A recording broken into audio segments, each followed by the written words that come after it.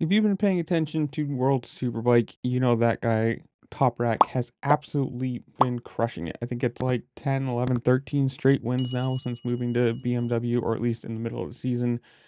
Until this. This is free practice 2 for Magna Cores, and you can tell, obviously, it's free practice, but you're still pushing. You're still trying to, get a feel of the tires and everything, low sides, and right into the side of a barrier wall, whatever you want to call it. I don't know. And as far as this has happened, he has been ruled out for the rest of the weekend, deemed unfit to race. And it's kind of one of those crazy things that, yes, it's a freak crash. Like, it probably would never happen in 100, 200, 300 more laps. People crashing like that, hitting that, no. But a crash like that's scary. You think about it. What is it, the quote?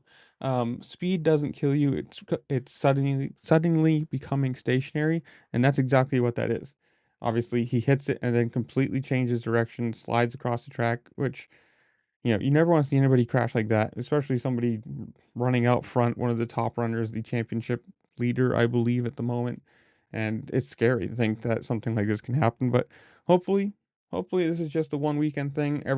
Everything I've seen, he seems to be okay. There's no like breathing tubes or major surgeries, you know, listed as far as I can find out, but hopefully this is a one weekend thing, and he'll be back. He said he did have a quote or an Instagram saying, "I'm fine now. They're doing all final checks at the hospital. Thanks everyone. See you soon." So that's good. I mean, it might just be a concussion. It might just be painful. Obviously he's going to be very sore for a couple days, but tell me, are you watching World Superbike? Are you glad that he went to BMW? Are you sad that he left Yamaha? Whatever it is, comment down below. Tell me what you're thinking. While you're down there, make sure to like, share, subscribe.